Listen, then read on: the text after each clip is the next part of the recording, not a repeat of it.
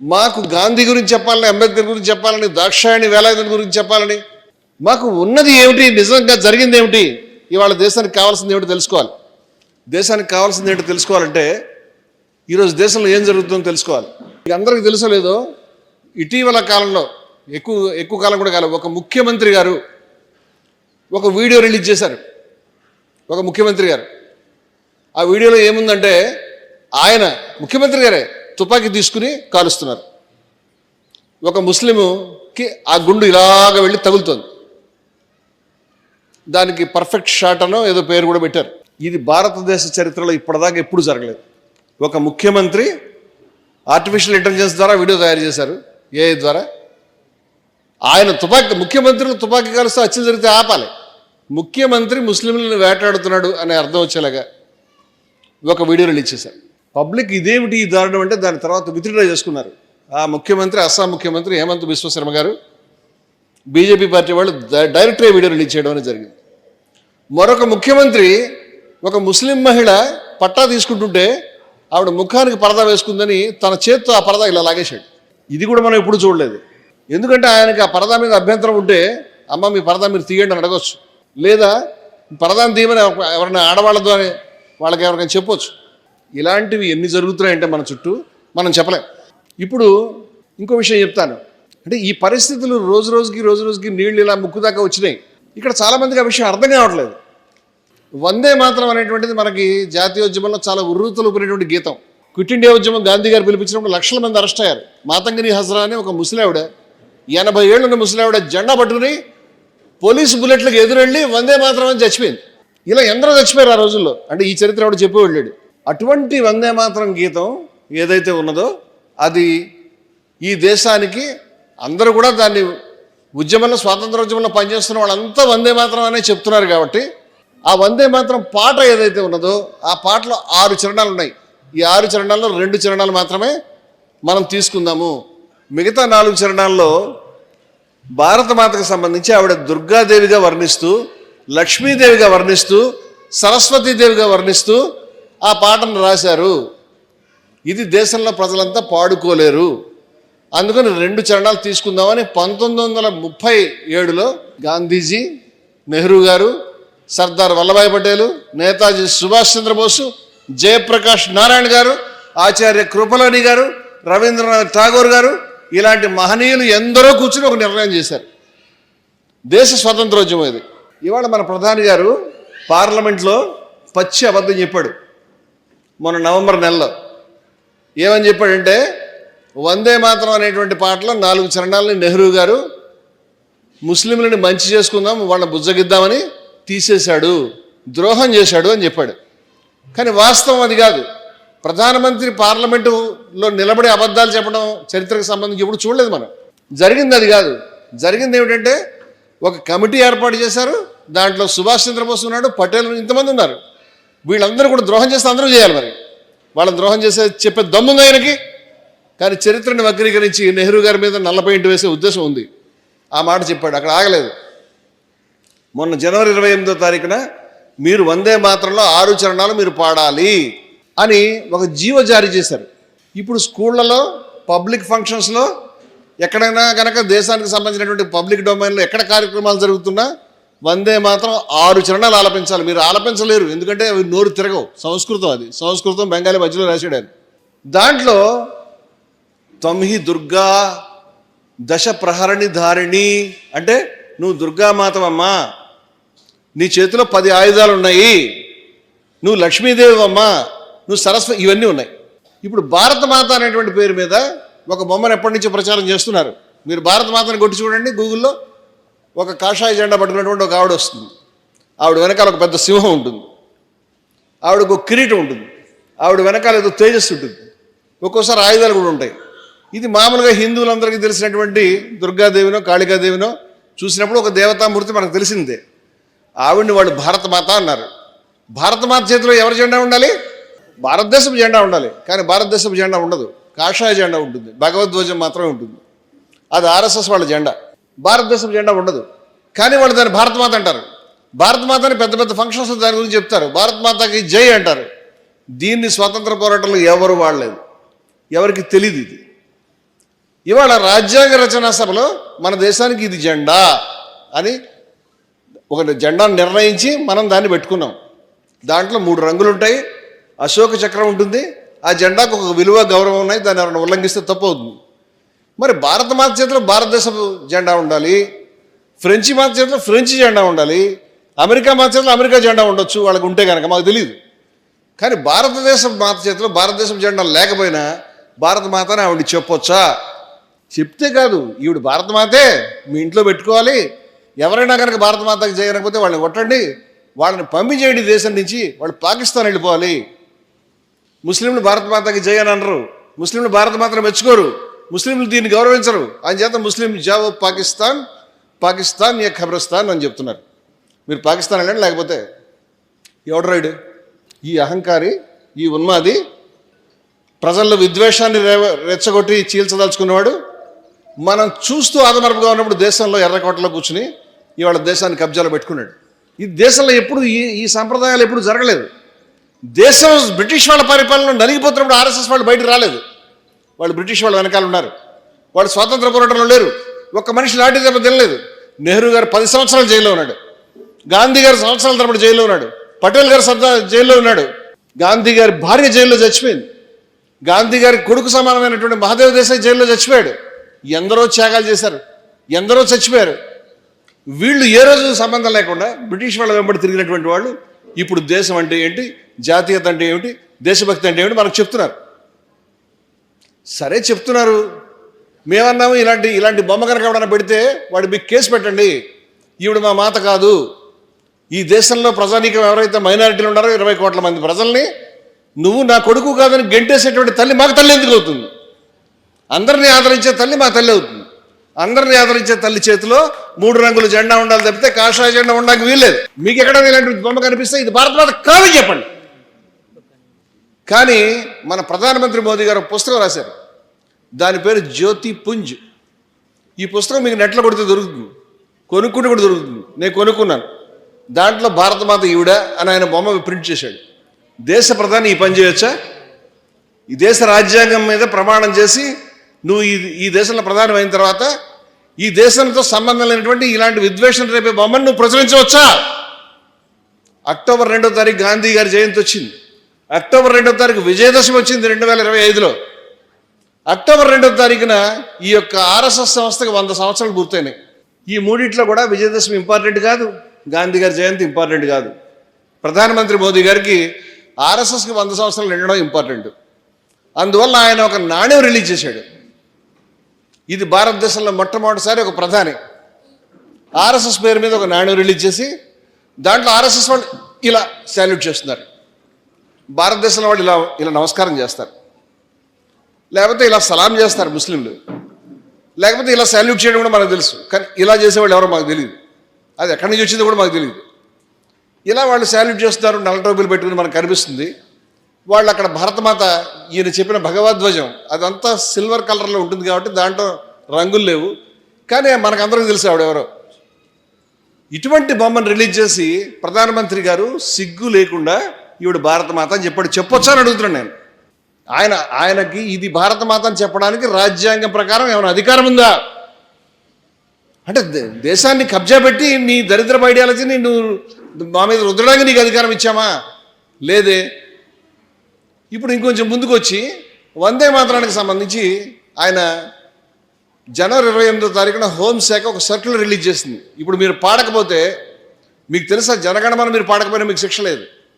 జనగణమన పాడుతున్నప్పుడు మీరు నిలబడితే సరిపోతుంది, దాన్ని గౌరవించినట్టే. కానీ వందే మాతరం గీతం మీరు పాడకపోతే మీకు 3 సంవత్సరాలు జైలు శిక్ష చెప్పారు. వచ్చేసింది ఆల్రెడీ. ఎవరైనా ఖండించారండి ఎక్కడన్నా?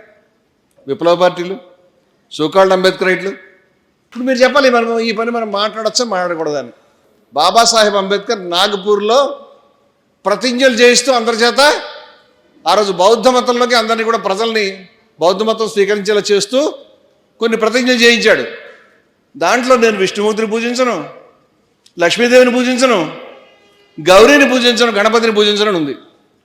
ఇక్కడ ఈ పెద్ద మనిషి దుర్గాదేవిని నువ్వు పాడకపోతే కనుక జైల్లో పెడతానని చెప్తున్నాడు.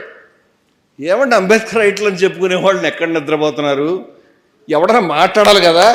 ఏమయ్యారు నాయన మీరు అని సిగ్గు లజ్జ లేకుండా అంబేద్కర్ గారు స్థాపించినటువంటి ఆయన చెప్పుకునేటువంటి ఒక పార్టీ ఇవాళ మోదీ గారి పక్కన కూర్చుని ఈ దుర్మార్గానికి తన యొక్క ఆమోదముద్ర వేసిందని చెప్తున్నాడు రిపబ్లికన్ పార్టీ. అవునా కాదా? ఇవాళ దేశంలో మనకు తెలియకుండా రాజ్యాంగం మనకు అందరికి కూడా మనం అంతా కలిసి ఉండాలి. ఆర్ఎస్ఎస్ చెప్తుంది కలిసి ఉండడానికి వీల్లేదు. రాజ్యాంగం చెప్తుంది దీనికి హక్కులు ఉన్నాయి, హక్కులు అవసరం లేదు, మైనారిటీలందరినీ కూడా గ్యాస్ ఛాంబర్స్కి పంపించేయాలి, వాళ్ళ 3వ తరగతి పౌరులుగా ట్రీట్ చేయాలని గోల్వాల్కర్ గారు తన పుస్తకంలో రాసుకున్నాడు. ఆయన శిష్యుడు ఈ మోదీ గారు. వీళ్ళ కార్యక్రమాన్ని అమలుపరుచుకుంటూ వెళ్ళిపోతున్నారు. దీన్ని ఎదుర్కోవాలి. ఎదుర్కోకపోతే మన దేశం మనకు ఉండదు. ఇంత తీవ్రమైన పరిస్థితి దేశంలో జరుగుతూ ఉంటే ఎవడ పనిలాడు ఉన్నాడు. ఇప్పుడు ఏం చేయాలి? ఏం చేయాలంటే ఏదైనా శక్తుల్ని ఆవాహన చేయాలని మాకు అనిపించింది. వీళ్ళిద్దరిని మించి ఈ దేశాన్ని కాపాడగలిగిన వాళ్ళు ఎవరని నేను అడుగుతున్నాను. గాంధీ, అంబేద్కర్ ఒక రథం మీద కూర్చున్న తర్వాత ఈ దేశంలో ఎవరైనా అడ్డు రాగలుగుతారా? ఎవరైనా ఆపగలుగుతారా? ఇటువంటి విపత్కరమైన పరిస్థితుల్లో ఉన్నటువంటి దేశాన్ని తన నెత్తురు ఎవరైతే మతోన్మాదులకు వ్యతిరేకంగా నెత్తురు ఇచ్చాడో గాంధీజీ, అటువంటి గాంధీజీ మతోన్మాదానికి వ్యతిరేకంగా, కుల అహంకారానికి వ్యతిరేకంగా ఎవరైతే అంబేద్కర్, వీళ్ళిద్దరిని గురించి మనం మాట్లాడుకోవడం తప్పితే మరేదైనా దారి ఉందని మేము ఆలోచించాం. ఇది దేశాన్ని కాపాడుకునేటువంటి ఆలోచన. AK-47 కంటే, మీరు అడవిలో చూసే మందు పాత్రల కంటే, మీరు మీ జీవితంలో నమ్మినటువంటి తొక్కలో సిద్ధాంతాల కంటే వీళ్ళిద్దరూ మాట్లాడినటువంటి మాటలు విస్ఫోటన సృష్టించగలుగుతాయి ఈ దేశంలో. మాకు తెలిసిన రహస్యం. వాళ్ళు చాలా తెలివిగా, అందుకని వాళ్ళు ఏమైనా ఆలోచించారంటే ఈ ఇద్దరిని ఎప్పటికీ కలవకుండా చేయాలి.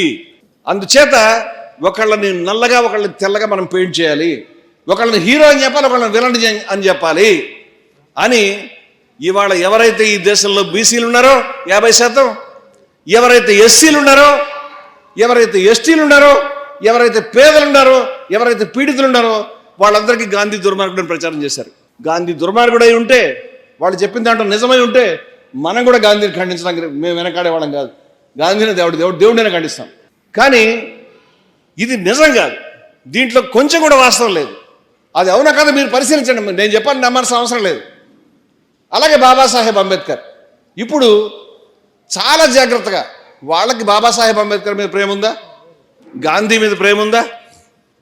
ప్రేమ ఉందా? గాంధీ గారిని 10 తలల రాక్షసుడి కింద బొమ్మలు వేశారు వాళ్ళు. ఓ తల పటేలు, ఓ తల నెహ్రూ, ఓ తల నేతాజీ, వీళ్ళందరూ ఉంటే సావర్కర్ బాణాలు వేస్తున్నట్టు బొమ్మలు వేశారు. ఇవాళ దేశంలో 2 ఉన్నాయి. ఒకటి గాడ్సే వాదం, 2 గాడ్సేని వ్యతిరేకించేటువంటి వాదం. గాడ్సేని వ్యతిరేకించే వాదానికి సరిపడినటువంటి సిద్ధాంతాన్ని, దానికి సరిపడినటువంటి చోదక శక్తి అయినటువంటి భౌతిక శక్తిని తయారు చేయడానికి మీరు ఆలోచించాల్సింది, మీరు గాడ్సేవాదులుగా ఉండదలుచుకున్నారా, గాడ్సేవాదాన్ని అపోజ్ చేయదలుచుకున్నారా? అది మీరు చెప్పండి నాకు. గాడ్సేవాదం అంటే ఏమిటి, గాడ్సే వ్యతిరేకవాదం అంటే ఏమిటి మీరు తెలుసుకోవాలి. దాంట్లో మనకి చాలా అబద్ధాలు. గాడ్సే దేశాన్ని, గాంధీ పచ్చి అబద్ధం అది. గాంధీ గారికి దేశానికి తెలియని కూడా తెలియదు. ఆయనకి ఈ దేశాన్ని విభజిస్తున్నారనే విషయం గాంధీ గారికి తెలియదు, ఎవరు చెప్పలేదండి. ఆయన నౌకాలీలో ఉన్నాడు, పేపర్లో చూసి తెలుసుకున్నాడు. ఆయన ఆశ్చర్యపోయినాడు, అట్లా నిర్ణయించారు మీరు నాకు చెప్పకుండా. ఆయన అందరూ అనుకుంటున్నాడు కాంగ్రెస్ పార్టీ నాయకుడు కాదు. ఆయన కాంగ్రెస్ పార్టీ సభ్యత్వానికి 1930లో రాజీనామా ఇచ్చాడు. ఆయనకు దేశంలో ప్రజలు తప్పితే పార్టీలు అధికారులకు సంబంధించిన మనిషి కాదు. ఇవాళ మరి ఎలా దేశాన్ని చీల్చారంటే మహమ్మద్ అలీ జిన్నా చెప్పాడు, ఈ దేశంలో హిందువులు ముస్లింలు వేరువేరు జాతులు అని చెప్పాడు. అంచేత వీళ్ళిద్దరూ కలిసి ఉండలేరు అని చెప్పాడు. అదేమిటయ్యా జిన్నా అలా అంటావు? మా అబ్బాయి ముస్లింల్లో చేరితే ఆయన జాతి నేను జాతి అవుతామా అని అడిగాడు గాంధీ. మతాలు వేరు, జాతులు వేరు. మతం మారచ్చు, జాతి మారగలుగుతావా? మారలేదు. అంటే జాతి వేరు, మతం వేరు. జాతిని నేషన్ అంటాం, మతాన్ని రిలీజియన్ అంటాం. నువ్వు 2 కలిపి మాట్లాడుతున్నావు ఏంటా అన్నాడు. ఆయన మాట ఎవరు వెళ్ళే. హిందువులు ముస్లింలు 2 జాతులు అని జిన్నా చెప్పడానికి 2 ఏళ్ల ముందే సావర్కర్ గారు చెప్పాడు. జిన్నా చెప్పంగానే శభాష్ జిన్నా, కరెక్ట్ చెప్పావు, హిందువులు వేరే జాతి, మేము కూడా ఇది చెప్తున్నాం, ఎవడు వింటలేదు అని చెప్పారు. దీన్ని గాంధీజీ వ్యతిరేకించాడు, గఫార్ ఖాన్ వ్యతిరేకించాడు, సుభాష్ చంద్రబోస్ వ్యతిరేకించాడు, నెహ్రూ వ్యతిరేకించాడు, పటేల్ వ్యతిరేకించాడు ఈ ద్విజాతి సిద్ధాంతాన్ని. కానీ కాంగ్రెస్ పార్టీ బ్రిటిష్ వాళ్ళకి వ్యతిరేక పోరాటంలో భాగంగా 1939లో కాంగ్రెస్ రాష్ట్ర ప్రభుత్వాలని రాజీనామా చేసినాయి. మాకు తెలియకుండా యుద్ధంలో దింపినాం, మాకు చెప్పకుండా బ్రిటిష్ వాళ్ళ మీద కోపంతో. అప్పుడు సావర్కర్ గారి పార్టీ, హిందూ మహాసభ, అలాగే ముస్లిం లీగు, ఈ ఇద్దరు కలిసి ప్రభుత్వాలు నడిపించారు. 1942లో క్విట్ ఇండియా ఉద్యమం జరుగుతున్నప్పుడు మీరు క్విట్ ఇండియాలో గాంధీజీకి ప్రసంగం ఉంటుంది, మీరు చూడండి. 10 లక్షల మందిని కూడా నేను బలి చేస్తాను అవసరమైతే అని చెప్పాడు ఆయన. మేము ప్రాణాలకు ఇవ్వడానికి సిద్ధంగా ఉన్నాం, తోటలకు ఎదురడానికి సిద్ధంగా ఉన్నాం, ప్రాణాలకు ఇవ్వకుండా దేశం మారదు, ఇవన్నీ చెప్పాడు ఆయన. అటువంటి ఒక గొప్ప మహావిప్లవం. వాళ్ళు ఏమని రాశారంటే బ్రిటిష్ వాళ్ళు 1857 తిరుగుబాటు తర్వాత మా జీవితంలో ఇంత గొప్ప తిరుగుబాటు చూస్తున్నాం అని చెప్పారు. బ్రిటిష్ వాళ్ళకి అర్థం కాలేదు ప్రజలను ఎలా కంట్రోల్ చేయాలో. విమానాల్లోంచి బాంబులు వేద్దామని ఆలోచించారు ప్రజల మీద. అంత తీవ్రమైనటువంటి తిరుగుబాటు జరుగుతుంటే హిందూ మహాసభ నాయకుడైనటువంటి శ్యామాప్రసాద్ ముఖర్జీ ఈయన ఏ విధంగా కాంగ్రెస్ వాళ్ళని, ఏ విధంగా స్వాతంత్ర పోరాట వీరులను అణిచేయాలో బ్రిటిష్ వాళ్ళకి సలహాలు చెప్తూ ఉత్తరాలు రాశాడు. జిన్నా గారు బ్రిటిష్ వాళ్ళ చంక ఎక్కి తిరుగుతున్నాడు. వీళ్ళిద్దరూ కలిసి ప్రభుత్వాలు నడిపించారు కాంగ్రెస్కి వ్యతిరేకంగా. వీళ్ళిద్దరూ ద్విజా సిద్ధాంతాన్ని బలపరిచారు. చిట్ట చివరికి దేశం చీలిపోయింది. ఇప్పుడు తప్పంతా కూడా గాంధీ గారి మీద వేస్తున్నారు. గాంధీకి తెలియదు, ఇప్పుడు తెలియదు. జీవితాంతం వాళ్ళు వ్యతిరేకంగా నిలబడ్డారు. ఈ విషయాన్ని మేధావులు చదువుకోవచ్చు, చదవరు. నిజాలు చెప్పచ్చు, చెప్పరు. ఏ అక్షరాలు రావు, పచ్చి అబద్ధాలు ప్రచారం చేస్తారు. గాంధీ గారు ఏం ఉపకారం చేయలేదు. జీవితాంతం దళితుల ఉన్నతి గురించి గాంధీ చేసినంత వరకు భారతదేశ చరిత్రలో ఎవరు చేయలేదు. అంత పనిచేశాడు ఆయన. తెలుసా మీకు? ఎవరు చేయలేదు. 12,000 మైళ్ళు యాత్ర చేశాడు ఆయన. ఊరు ఊరు తిరిగాడు, ప్రతి చోట. ఇవాళ బీజేపీ ఏం చెప్తుందండి? ఇంటి లోపల కులం, బయటకు వస్తే హిందువులం. గాంధీ గారు ఇంట్లో కులాన్ని కూడా తీసేయడానికి పోరాడాడు. నౌఖాళీలో హిందువులకి ముస్లింస్కి గొడవ జరిగి హిందువులు ఇళ్ళు అన్నీ కాలిపోయినప్పుడు ఆ ప్రాంతంలో ఆయన పర్యటిస్తున్నప్పుడు హిందువులకు చెప్పాడు, మీరు అంటరానితనం పాటిస్తున్నారు, అందుకే మీ మీద దాడి జరిగింది. భగవంతుడు కోపం వచ్చింది. అందుకని మీరు ఏం చేస్తారంటే, మీరు భవిష్యత్తులో మీరు ఇల్లు కట్టుకున్నప్పుడు మీరు భోజనం చేసేటప్పుడు ఒక దళితుడిని తీసుకొచ్చి మీ భోజనం పాత్రలో ఆయన ఒకసారి తాకమని చెప్పండి, మీ పాపం పోతుందని చెప్పాడు. ఎవడని చేస్తాడా? ఇది ఇంట్లో కులం పోగొట్టడం. వీడికి ఇంట్లో కులం కావాలి, ఇంట్లో కులం కాదు బయట కులం కూడా కావాలి. ఇది గాంధీ గారు అనుసరించినటువంటి విధానం. 12,000 మైళ్ళ యాత్ర చేశాడు ఆయన. చాలామందికి మహత్చెరువు పోరాటం తెలుసు, చాలామందికి కలారం టెంపుల్ పోరాటం తెలుసు, కానీ మన ఊళ్ళో జరిగిన పోరాటం తెలియదు. ఈ దేశంలో ఉన్నటువంటి 100,000 దేవాలయాలు ఎలా విముక్తాయని అడుగుతున్నాడు నేను. తిరుపతి గుళ్ళోకి దళితులు ఎలా వెళ్ళారు, మధురై గుళ్ళోకి దళితులు ఎలా వెళ్ళారు, విఠోబా టెంపుల్లోకి దళితులు ఎలా వెళ్ళారు, పూరి జగన్నాథ్ ఆలయంలోకి దళితులు ఎలా వెళ్ళారు, కాశీ విశ్వనాథ్ ఆలయంలో దళితులు ఎలా, చరిత్ర తీయండి మీరు బయటికి. ఈ చరిత్రలన్నీ దాపెట్టి పచ్చి అబద్ధాలు చెప్తారా ప్రజలకి? మీరు విన్నారా పేర్లు? ఇవాళ దాక్షాయణి వేలంటే ఎవరో తెలియదు. జయభారత్ తరఫున ఆవిడ జీవిత చరిత్రని మేము రాజ్యాంగ రచనా సభలో ఏకైక దళిత మహిళ, 294 మందిలో ఒక మహిళ, ఒక దళితురాలు మొట్టమొదటిసారి గ్రాడ్యుయేషన్ చదువుకుని పట్టుదలగా రాజ్యాంగ రచనా సభకు ఎన్నిక ఇక్కడ పోరాటంలో అక్కడ చర్చల్లో పాల్గొన్నటువంటి మహిళ ఉంటే ఏమండి జయభారత్ వచ్చి దానికి చరిత్ర రాయాలన్నా? మీరు రాయాలంటే మీ పార్టీలు నడుపుతున్నారు కదా, ఎప్పటి నుంచో పుస్తకాలు ప్రింట్ చేస్తున్నారు కదా, మీరు చాలా కాలం పరిశోధన చేస్తున్నారు కదా. దాంట్లో ఎంతమంది దళితుల గురించి మేము మాట్లాడాం? తిరుపతి గుడి ఓపెన్ అయిందంటే బయ్యా సూర్యనారాయణమూర్తి గారి వల్ల ఓపెన్ అయింది. ఆయన 1947లో సత్యాగ్రహం చేశాడు. తిరుపతి అందరూ వెళ్ళేటువంటి గుడి కాదు. మరి ఆ గుడిలోకి జరిగినటువంటి పోరాటం ఎందుకు రాయట్లేదు మీరు? 6 సార్లు ఆయన మంత్రిగా పనిచేశాడు. బ్రిటిష్ వాళ్ళ కాలంలో పనిచేశాడు. స్వతంత్రం రాకముందు, స్వతంత్రం వచ్చిన తర్వాత స్వతంత్ర భారత ప్రభుత్వంలో కేంద్ర మంత్రిగా పనిచేశాడు. అంత ఘనకీర్తి కలిగినటువంటి వ్యక్తి, ఇంగ్లీష్లో పుస్తకాలు రాసినటువంటి వ్యక్తి, ప్రపంచం అంతా పర్యటించినటువంటి వ్యక్తి, యూనివర్సిటీలో మాట్లాడించినటువంటి వ్యక్తి, దళితుడు. దళిత ఉద్యమం ఆయన పేరు ఎందుకు తలుచుకోవట్లేదని అడుగుతాను నేను. మధురై టెంపుల్ని ఓపెన్ చేసినటువంటి కక్కని పేరు ఎందుకు తీయట్లేదు మీరు? ఇది ఉద్యమమా? వీళ్ళందరి పేర్లు మీరు పాత్ర వేస్తారా? ఇవాళ పచ్చి అబద్ధాలు ప్రచారం చేయడం గురించి ఏమంటే నాకు తెలియగడుగుతున్నాను. బ్రిటిష్ వాళ్ళు మన మిత్రులను ప్రచారం చేస్తారు, సిగ్గనే లేదండి మీకు? బ్రిటిష్ వాళ్ళు వచ్చి మనల్ని దోపిడీ చేసి వెళ్తే కేవలం అగ్రకులాలు దోపిడీ చేశారా? దానివల్ల ఎవరికి నష్టం కలగలేదా? బీసీల కుల వృత్తులు సర్వనాశనమైనవి, బీసీల చేనేత మగ్గం సర్వనాశనమైంది. మన గుడ్డల్ని వాడు కొనుక్కోవడం మానేశాడు. ఇక్కడి నుంచి నూలు తీసుకెళ్ళాడు, వాడి గుడ్డలు అమ్మేవాడు. అప్పుడు గాంధీజీ వచ్చాడు. బ్రిటిష్ వాళ్ళు వ్యతిరేకించినటువంటి ధర్నా చేయడం కాదు, వాడి యొక్క ఆర్థిక మూలాల మీద దెబ్బ కొట్టడం.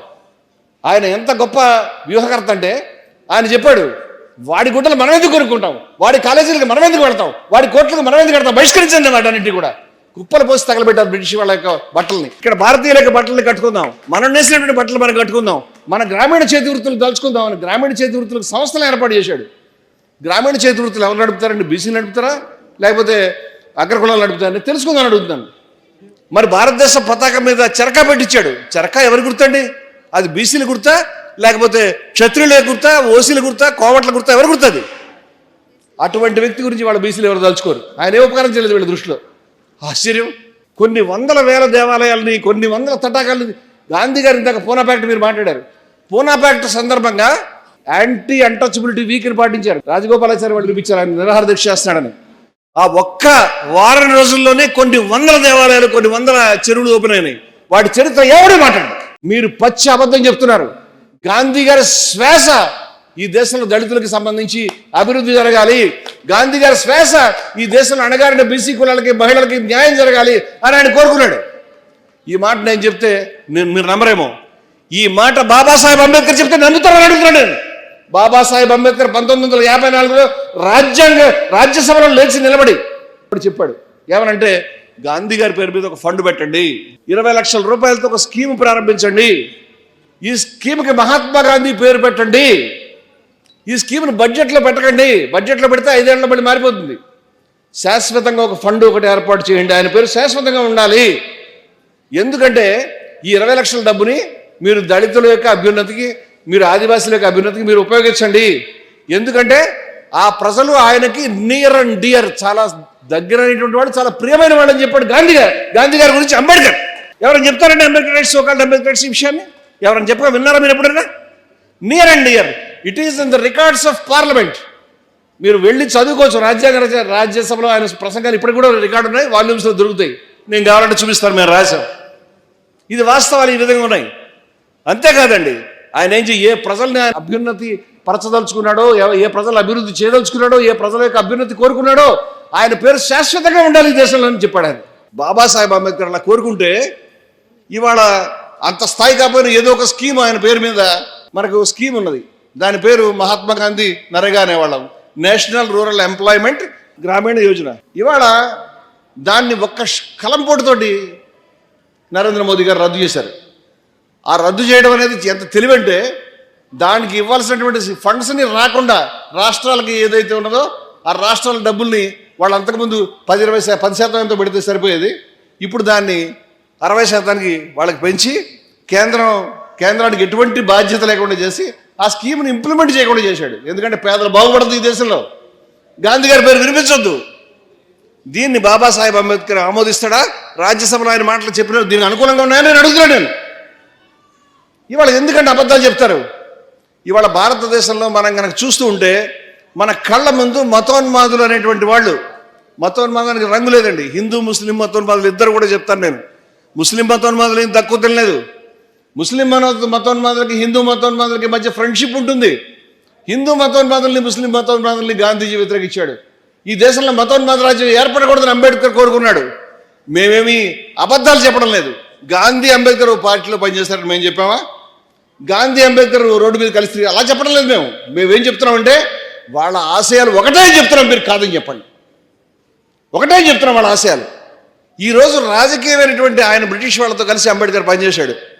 ఆయన ఈ దేశంలో దళితుల యొక్క అభ్యున్నతిని ఆశించి బ్రిటిష్ వాళ్ళ వల్ల ఏదైనా కొన్ని రాయితీలు రాబడదామనేటువంటి ఒక తాపత్రయంతో బ్రిటిష్ వాళ్ళ వెనకాల ఆయన పనిచేశాడు.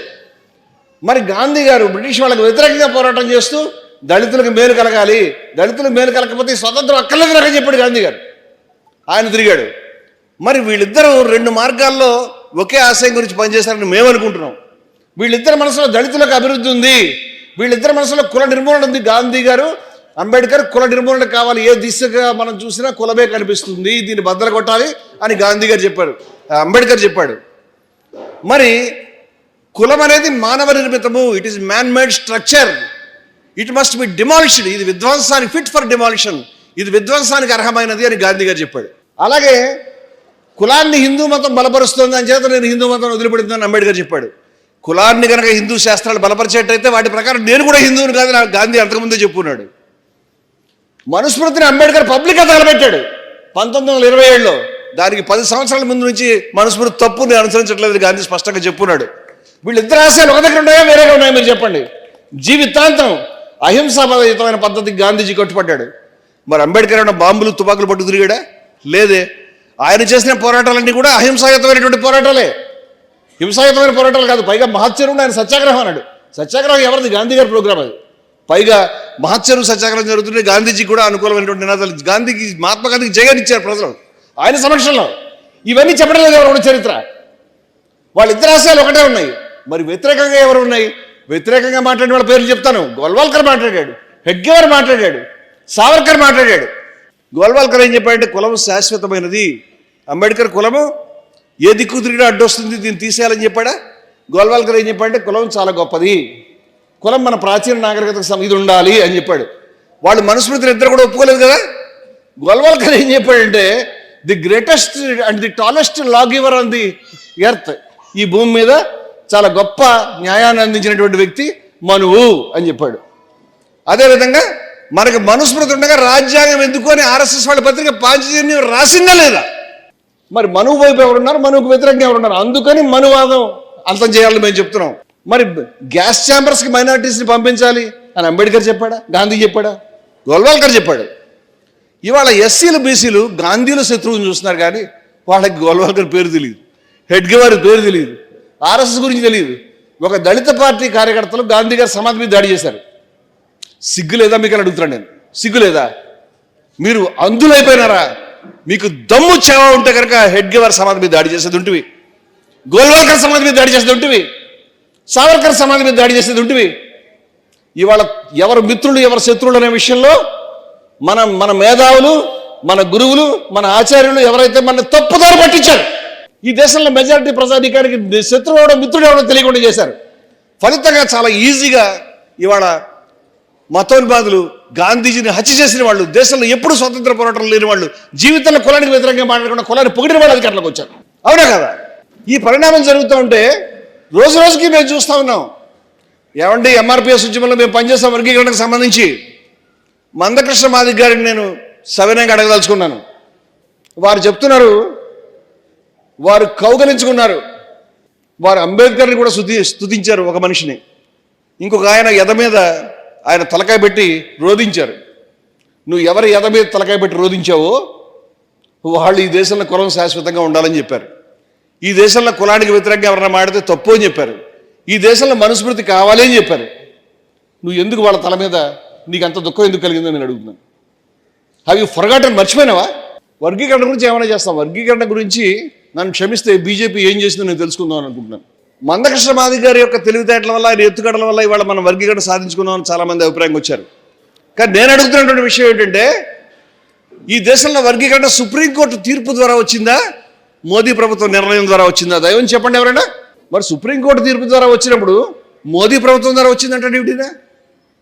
మోదీ ప్రభుత్వం సుప్రీంకోర్టు తీర్పులు ఇప్పిస్తుందా? చెప్పమనండి ఆ విషయం. మోదీ గారిని బయటకు వచ్చి మేము ఇప్పించాం తీర్పు అని చెప్పండి, మేము అది కూడా తెలుసుకుంటాం. సుప్రీంకోర్టు ద్వారా తీర్పు వస్తే మోదీ ప్రభుత్వానికి ఓటేయండి, మోదీ ప్రభుత్వం ద్వారా వచ్చింది ఎందుకు చెప్తున్నారని అడుగుతున్నాను నేను. అంటే సుప్రీంకోర్టు ద్వారా మాకు న్యాయం జరగడం వెనకాల ఇంతకాలం పోరాటం చేశాము, ఇన్ని న్యాయ సూత్రాలు ఉన్నాయి, ఇన్ని చట్టాలు ఉన్నాయి, ఇంత రాజ్యాంగం ఉన్నది, ఇంత స్వతంత్ర పోరాటం ఉన్నది. ఈ సంప్రదాయాలను బట్టి మనకి న్యాయం జరిగింది, సామాజిక న్యాయం జరిగింది. మొట్టమొదటి నెహ్రూ గారు ప్రవేశపెట్టినటువంటి ప్రియాంబుల్ తీర్మానంలోనే ఈ దేశానికి రాజకీయ, సాంఘిక, ఆర్థిక న్యాయం అందించాలి ప్రజలకు అందుకని రాశాడు. అది మొదటి తీర్మానం రాజ్యాంగంలో. అప్పటికి అంబేద్కర్ డ్రాఫ్టింగ్ కమిటీ చైర్మన్ కాలే, 8 నెలల తర్వాత అయినాడు. మొట్టమొదటి రెజల్యూషన్స్ ఉన్నాయి, కరాచీ కాంగ్రెస్ నుండి రెజల్యూషన్స్ ఉన్నాయి. ఇవన్నిటి ఫలితంగా మనం ఇన్నాళ్ళకి న్యాయం జరిగితే నువ్వు తలకాయ ఆయన ఎద మీద పెట్టి నాకు న్యాయం జరిగిందంటే ఈయన అంబేద్కర్ అంటే, మరి అంబేద్కర్ ఏమో మనుస్మృతి తగలబెట్టమన్నాడు, ఈయనేమో గ్రేటెస్ట్ లా గివర్ అనేటువంటి పార్టీకి చెందినటువంటి వాడు. నువ్వు కన్ఫ్యూజ్ అయినావు. ఇవాళ దళితుల్ని తీసుకెళ్ళి మతోన్మాదపు విషపు దుకాణం ఏదైతే ఉందో దానికి అప్పచెప్తున్న వాళ్ళు ఎవరు? నీకు ఎందుకు ఈ పని చేస్తాను అడుగుతున్నాను నేను. దీని ప్రొసీజర్స్ అవసరం లేదా? అలాగే బీసీలు ఉన్నారు, బీసీలకి ఏమి న్యాయం చేశారండి? ఇక్కడ కూర్చున్నటువంటి వాళ్ళలో చాలామంది పెద్దవాళ్ళు ఉన్నారు, చాలామంది యువకులు ఉన్నారు. యువకులకు తెలియదు, పెద్దవాళ్ళని అడగండి. మండల్ కమిషన్ వచ్చిన రోజున ఈ దేశంలో విపి సింగ్ గారి ప్రభుత్వం మండల కమిషన్ అమలు పరుస్తుందామని అనుకుంటున్నప్పుడు గల్లీకి ర్యాలీ తీసినటువంటి వాళ్ళలో ఎవరున్నారు? ఏబీవీపీ వాళ్ళు ఉన్నారు, అందరికీ తెలిసిన విషయమే. రోహిత్ వేములకు వ్యతిరేకంగా మాట్లాడిన వాళ్ళలో ఎవరున్నారు? కనీసం వైస్ ఛాన్సలర్ని నేను మార్చనని చెప్పిన వాళ్ళలో ఎవరున్నారు? ఏం చేశారండి తెలుసుకుందని అడుగుతున్నాను నేను. అంబేద్కర్ గారు మహిళా కోడ్ బిల్లు ప్రవేశపెట్టారు. దానికి వ్యతిరేకంగా వేల మందిని రోడ్డు మీద ర్యాలీ చేయించినటువంటి వాళ్ళు ఎవరు? ఆ ర్యాలీ చేయించినటువంటి ఒక ముసలాయన పేరు కరపత్రి. ఆ కరపత్రి ఆయన చచ్చిపోయాడు. ఆయన ఇవాళ మోడీ గారు ఆయన పేరు మీద స్టాంప్ రిలీజ్ చేశారు. ఎందుకని అడుగుతున్నాను నేను. ఆయన ఏం చేశాడు రిలీజ్ చేసావు? ఎందుకంటే ఆయన గోల్వాల్కర్ గారికి మిత్రుడు. ఎందుకంటే ఈ దరిద్ర పూజ్యం వెనకాల ఆర్ఎస్ఎస్ ఉంది. బాహటంగా వాళ్ళ యొక్క విధానం మనకు కనిపిస్తూ ఉంది. నేను ఇక్కడ బీసీలను అడుగుతున్నాను, ఎస్టీలను అడుగుతున్నాను, ఎస్సీలను అడుగుతున్నాను, మాలలను అడుగుతున్నాను, మాదిగలను అడుగుతున్నాను, ఈ దేశంలో పేదలను అడుగుతున్నాను. ఏ ఉపకారం చేశారు వాళ్ళకి మీరు? వాళ్ళు మీకే ఉపకారం చేశారు? బన్వర్ మేఘవంశీ అనే పేరు విన్నారా మీరు? ఆయన యొక్క పుస్తకం మీరు చదవాలి. ఆయన ఆర్ఎస్ఎస్లో పనిచేశాడు. నేను సంఘంలో పనిచేస్తున్నాడు, సంఘంలో కులం లేదు అని సంతోషంగా పనిచేశాడు. ఎంత ఘోరమైనటువంటి అవమానం ఆయన ఎదుర్కొన్నాడు. ఆయన తుపాకీ తోటలకు ఎదురెళ్ళాడు రామ మందిరం అని చెప్పబడే దాని గురించి. చివరికి ఆయన ఇంట్లో ఆ ఊరికి వాళ్ళ యొక్క ఊరేగింపు వచ్చినప్పుడు ఆయన తన స్వయంగా తన చేతులతో తయారు చేసినటువంటి ఆహార పదార్థాలు నేను ఇస్తాను ఆతిథ్యం అని తయారు చేశాడు.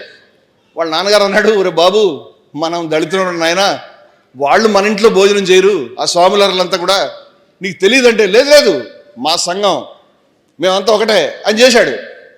చేసిన తర్వాత అది తినాల్సిన పరిస్థితి వచ్చిన తర్వాత సాయంత్రం అయిన తర్వాత నాయకులు చెప్పారు, బాగుండదు కదా, వాళ్ళు మనం అడగలేము, ఓ పని చేద్దాంలే, మీ ఇంట్లో తినమంటే బాధపడతారు, ఇవన్నీ నువ్వు మూటకట్టు, పక్క వీధిలో తీసుకెళ్ళి అక్కడ తినిపిస్తాము పక్క ఊర్లో, అప్పుడు వాళ్ళకి తెలియదు, మీ ఇంట్లో అంటే ఫీల్ అవుతారు, కొంచెం అర్థం చేసుకోవాలి. చాలా అవమానపడ్డాడు అతను. అవమానపడి అవన్నీ మూటలు కట్టాడు. తెలుసా మీకు కదా? అవన్నీ మూటలు కట్టాడు. మూటలు కట్టి జీపులో ఎక్కించాడు. ఎక్కించి ఇంటి దగ్గర ఉన్నాడు. రాత్రి 8 గంటల అయిన తర్వాత కార్యకర్త వచ్చాడు, ఇంకొక ఆయన, ఆ పక్క నుంచి వచ్చిన ఆయన. అప్పుడు ఈయన వాళ్ళు ఈయన ఇద్దరు ఒకటే మాట్లాడుకుంటుంటే, అదే నేను భోజనం నేనే పంపించానండి. అతను కొంచెం ఫీల్ అయ్యాడు. తర్వాత నీకు చెప్పకూడదు అనుకున్నాను, నువ్వు బాధపడతావని, అది ఊరు అవతలకి వెళ్ళి బయట పడేశారు, డ్రైనేజ్లో పడేశారని చెప్పాడు. ఇతను కుంగిపోయాడు. ప్రాణాలు ఇవ్వడానికి సిద్ధపడ్డాడు, జీవితం ఇవ్వడానికి సిద్ధపడ్డాడు. అక్కడ కులం లేదనుకున్నాడు. ఇప్పుడు ఏం జరిగింది? ఆయన గబగబా సైకిల్ తీసుకుని తొక్కుంటూ వెళ్ళి ఆ 2-3 కిలోమీటర్ల పక్క మీద దగ్గర చూస్తే అవన్నీ కూడా రోడ్ అవతల ఆ పక్కన డ్రైనేజ్లో వాటిలో పడున్నాయి. ఆయన కళ్ళమని నీళ్ళు పెట్టుకుని వచ్చి సంఘ కార్యాలయంలో యుద్ధం చేశాడు. ఏమిటి దారుణం అని. లేదబ్బా, జీపులో పెట్టావు కదా, అది ఏమైనా కొంచెం మనవాడు ఫాస్ట్గా తీసుకెళ్ళినప్పుడు జరకొచ్చి అలా టర్నింగ్లో పడిపోయినాయని చెప్పారు. పడిపోతే రోడ్డు మధ్యలో పడాలి, రోడ్డు చివరిన డ్రైనేజ్లో పడతాయా? పడిపోతే వాడికి ఏదైనా సొట్ట ఏదో ఉండాలి, ఏమీ లేవే, తీసవతల పారేసావు. ఇంత దారుణం వీళ్ళు చేశారు, ఇంత అవమానం చేశారని ఆయన తట్టుకోలేకపోయాడు. ఇక్కడి నుంచి దేవరస్ దాకా పోయి, బాలాసాహెబ్ దేవరస్ గారు ఆ రోజు ఆయన సరసంఘ చాలక ఉంటే ఆయన దగ్గర పోయి యుద్ధం చేశాడు. ఏమీ న్యాయం జరగలే. సజీవ దహనాలు జరిగాయి, ఏమీ న్యాయం జరగలే. కాలికి బలపంట కట్టు తిరిగాడు, ఏమీ న్యాయం జరగలే. ఇది చరిత్ర కాదా? ఇవాళకి 100 సంవత్సరాలు ఆర్ఎస్ఎస్కి పూర్తయినాయి. చాలా గొప్ప క్యారెక్టర్, చాలా గొప్ప శిక్షణ అని మన ప్రధానమంత్రి మోదీ గారు చెప్తున్నారు. ఆయన చెప్పాడు కాబట్టి మన చాలామంది దళిత సోదరులు, బీసీ సోదరులు వాళ్ళు నమ్మడానికి సిద్ధపడుతున్నారు. ఎందుకంటే నాయకులు అటు తీసుకెళ్ళిపోయారు మనని. అరే బాబు, గాంధీజీ చంపాల్సిందే, దుర్మార్గుడు, వీళ్ళు అలవాటు చేశారు. కానీ గోల్వాల్కర్ చాలా మంచివాడు, సావర్కర్ చాలా మంచివాడు. ఈ తప్పుడు చరిత్ర ఫలితంగా మనం ఎక్కడికి వెళ్ళామని ఈ దేశంలో వామపక్ష సోదరులు దీన్ని ఎప్పుడైనా పట్టించుకున్నారా?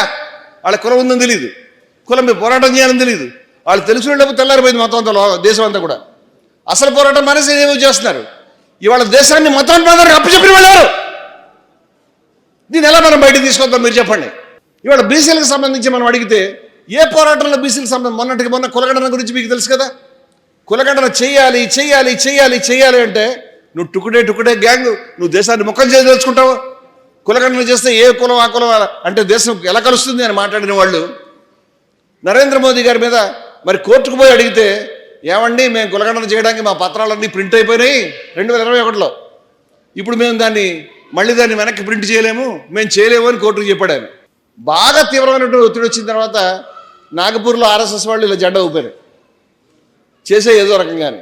అంటే ఈయన కూడా చేసేస్తానన్నాడు. ఇది ఇష్టపూర్వకంగా వాళ్ళు ఒప్పుకున్నారా, లేకపోతే ఇష్టం లేకుండా ఒప్పుకున్నారని అడుగుతున్నాను నేను. కులగణన చేయడానికి ఒప్పుకోకపోతే ఎవరు ఎంత శాతం ఉన్నారో తెలియదు, ఎవరి పరిస్థితి ఏమిటో తెలియదు, ఎవరికి ఉద్యోగాలు ఉన్నాయో లేదో తెలియదు, ఎవరికి విద్య ఉందో లేదో తెలియదు, ఎవరి ఆర్థికంగా ఎక్కడ ఉన్నారో తెలియదు. ఏమి తెలియకుండా ఉంటే వాళ్ళకి కావాలి. ఎవరు తెలుసుకుంటే డేటా వస్తుంది. డేటా వస్తే మనం అడుగుతాం, ఈ దేశంలో మేమెందుకు వెనకమంటాం, మాకు ఎందుకు స్కీములు లేవని. ఇది జరగకూడదని వాళ్ళు అనుకుంటున్నారు. జరగకూడదని వాళ్ళ వెనకాల ఉందామా? ఈ దేశం మారాలి, ఈ దేశంలో అంతరాలు నశించాలని వాళ్ళతో పాటు ఉందామా? ఇవాళ గాడ్సే గారు గాంధీని చంపేసి అనుకున్నాడు, అయిపోయింది, గాంధీని చంపేశాం. ఈ దేశంలో సావర్కర్ గారు అధ్యక్షుడు అవుతాడు, నేను కూడా ఒక మంత్రి అవుతాను, ఈ దేశంలో ప్రజలు తిరగబడతారు, కాంగ్రెస్ వాళ్ళని తరివేస్తారు అనుకున్నాడు. రివర్స్ అయింది. ప్రజలంతా సావర్కర్ ఇళ్ల మీద దాడి చేశారు, ఆర్ఎస్ఎస్ కార్యాలయం మీద దాడి చేశారు, గాడ్సే గారిని ద్వేషించుకున్నారు. 20 సంవత్సరాల పాటు వాళ్ళకి మంచినీళ్ళు పుట్టలే ఆర్ఎస్ఎస్కి. ఈ దేశంలో ఆర్ఎస్ఎస్ వాళ్ళు ఈరోజు మతోన్మాదులు అధికారంలోకి వచ్చారంటే వాళ్ళ సొంత శక్తి వల్ల కాదు, మనల్ని తప్పుదారి పట్టించినటువంటి మేధావులు మన మధ్యలో ఉన్నారు. వీళ్ళు అంబేద్కర్ పేరు మీద, విప్లవం పేరు మీద, కమ్యూనిజం పేరు మీద గాంధీ గారిని శత్రువు చేసుకున్నారు. చాలా ఆశ్చర్యం. ఈ దేశంలో పేదల్లోకెల్లా పేదలకి ఈ దేశం చెందాలి అని కోరుకున్న మనిషిని, ఈ దేశంలో అగ్రకులాల అమ్మాయిలు దళితుల్ని ప్రేమించి పెళ్లి చేసుకోవాలని చెప్పినటువంటి మనిషిని, కులాంతర వివాహాలు కాబట్టి నన్ను పిలవకండి నేను రాను అని చెప్పినటువంటి మనిషిని, ఈ దేశంలో వ్యవసాయ కార్మికులకి భూమి మొత్తం చెందాలి దున్నేవాడికి అని కోరుకున్న మనిషిని, ఈ దేశంలో ఫ్యాక్టరీలు కార్మికులకు చెందాలని కోరుకున్న మనిషిని, ఈ దేశంలో సంపూర్ణమైన సమానత్వం కాంక్షించిన మనిషిని వీళ్ళు శత్రువులు అబద్ధాలు చెప్పారు ఇంతకాలం. ఈ అబద్ధాల గురించి మేము మాట్లాడకుండా ఉండేవాళ్ళం, మాకు పనులు ఉన్నాయి వేరే. కానీ ఇవాళ ఈ అబద్ధాల కారణంగా దేశం మునిగిపోతుంది. నువ్వు కూర్చుని అడవిలో కూర్చుని తుపాకీకి ఆయిల్ రాసుకుంటావు, నువ్వు కూర్చుని ఏవేవో కబుర్లు చెప్తున్నావు, కానీ దేశాన్ని ఎవడు కాపాడుతాడు? ఇవాళ గాంధీ దేశం, అంబేద్కర్ దేశం, దాక్షాయణి వేలాయుధ దేశం, భాగ్యరెడ్డి వర్మ దేశం, నారాయణగురు దేశం, ఏకగాడి దేశం ఏడుస్తూ ఉంది ఇవాళ. ఈ మహనీయుల యొక్క ఫోటోలు పెడితే సరిపోతుందా? మహనీయుల యొక్క ఫోటో పెట్టుకుని నువ్వు కుల సంఘాలు అడుక్కుంటావా? మహనీయుల యొక్క ఫోటో పెట్టుకుని కుల నిర్మూలన అనేటువంటి మాట కూడా దిగుండి ఉంటావా? కులాల మధ్య కొట్లాటలు తయారు చేస్తావా? ఎమ్మెల్యేల రకాలు తీసుకుని డబ్బులు తీసుకుని ఎలక్షన్లు పంచడానికి వాడుకుంటావా? ఇవాళ ఎక్కడుంది అంబేద్కర్ వాదం అని అడుగుతుంటే నేను. అంబేద్కర్ వాదం అంటే కుల నిర్మూలన వాదం, కుల నిర్మూలన వాదం అంటే అంతరాలని బద్దలైనటువంటి వాదం. ఆయన యొక్క శక్తి కావాలి ఈ దేశానికి. ఏ మనిషి అయితే 1920లో వచ్చి కోట్ల మంది ప్రజానీకాన్ని రోడ్ల మీద తీసుకొచ్చాడు, ఈ భారతదేశాన్ని ఐక్యం చేసి ప్రజలు నడిపించాడు, ప్రజల్లో మమేకమైపోయి ఒక చొక్కా కూడా ఏమీ లేకుండా ఒక తుండు కూడా మీద తిరుగుతూ ఒక బారిస్టర్ అయ్యుండి కూడా ప్రజలతో కలిసిపోయి వాళ్ళ ఆహార్యంలో జీవించాడు, ఏ మనిషి అయితే బంగీల కాలనీలో జీవించాడు, ఏ మనిషి అయితే మనందరి కులాలని రద్దు చేసి ఈ కులానికి భంగి, ఈ అందరికీ ఒకటే కులం పేరు పెట్టండి భంగి అంటే పాకి అని చెప్పాడు. గాంధీ గారు జంతువుల చర్మం ఒలిచి చెప్పులు తయారు చేశాడు ఎవరికైనా తెలుసా? గాంధీ గారు మంగళ పని చేశాడని ఎవరికైనా తెలుసా? గాంధీ గారు దర్జీ పని చేశాడని ఎవరికైనా తెలుసా? అన్ని పనులు చేశాడు ఆయన. పాకి పని చేశాడు ఆయన. అవన్నీ ఆయన గర్వంగా చెప్పుకునేవాడు. నేను భంగిని, నేను రైతుని అని చెప్పుకునేవాడు. ఆయనతో పాటు చుట్టూ దళితులు ఉండేవారు. ఆయన దళితుల యొక్క కాలనీలో ఉండేవాడు. ఇవాళ వీళ్ళు దళితులకు శత్రువులు చేశారు. ఏ మనిషి నెత్తురు రక్తం అరగదీశాడో. ఆఫ్టర్ ఆల్ వర్గీకరణ చేద్దామంటే మాలాంటి ఇంతమందిని ర్యాలీ చేశారే, మరి ఇవాళ దేశంలో రిజర్వేషన్ వచ్చినాయంటే ఆయన కోట్ల మంది ప్రజానీకాన్ని ఎంతగా రెడీ చేశాడనే విషయం ఎవరైనా అర్థం చేసుకున్నారా? మీకు ఒక ఆశ్చర్యమైన విషయం చెప్తాను. ఆయన నిరాహార దీక్ష చేస్తున్నటువంటి సమయంలో చాలామంది దేశంలో గాంధీ గారి ఆశయం ఏంటి? ఎవరికి వ్యతిరేకంగా ఏది రుద్దకూడదు అంచేత ఆలయాల దగ్గర ఓటింగ్ పెట్టారు. ఏమనంటే ఆలయంలో దళితులు ప్రవేశించవచ్చా లేదా, ఈ ఓట్లు అనుకూలంగా వస్తేనే దళితులు లోపల పంపిద్దాం.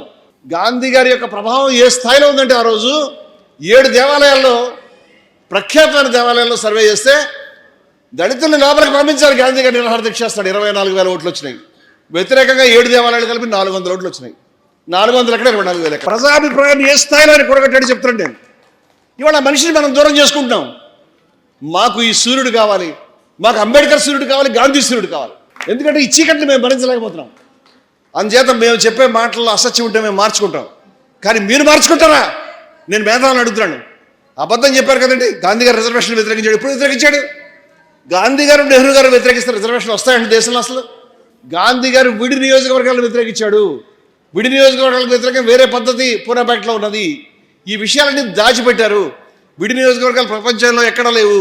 విడి నియోజకవర్గాలు తప్పని అంబేద్కర్ కూడా చాలాసార్లు చెప్పాడు. విడి నియోజకవర్గాలు ఏమి గొప్పవి కావు.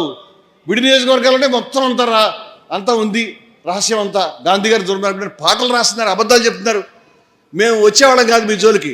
కానీ ఇవాళ మీరు గాడ్సేవాదుల యొక్క వాళ్ళ చెప్పులకి మీరు తుడుస్తున్నారు. మీరు గాడ్సేవాదానికి ఉపయోగపడుతున్నారు. ఇవాళ దళితులు, ఇవాళ బీసీలు మన సూర్యాపేట పట్టణంలో గాంధీ గారికి అంబేద్కర్కి దండ వేశారంటే నేను ఉప్పొంగిపోతాను. ఇది దేశం యొక్క భవిష్యత్తు. ఈ భవిష్యత్తుని ప్రతి గ్రామంలో, ప్రతి పట్టణంలో మనం తీసుకురావాలి. జై భీమ్ అని అనడానికి అలవాటు పడినటువంటి వాళ్ళు చాలామంది ఇప్పటికి కూడా మహాత్మా గాంధీ చేయడానికి నోరు తిరగట్లేదు. మీరు మారాలి. మీరు మారకుండా దేశాన్ని ఎట్లా మారుస్తారు?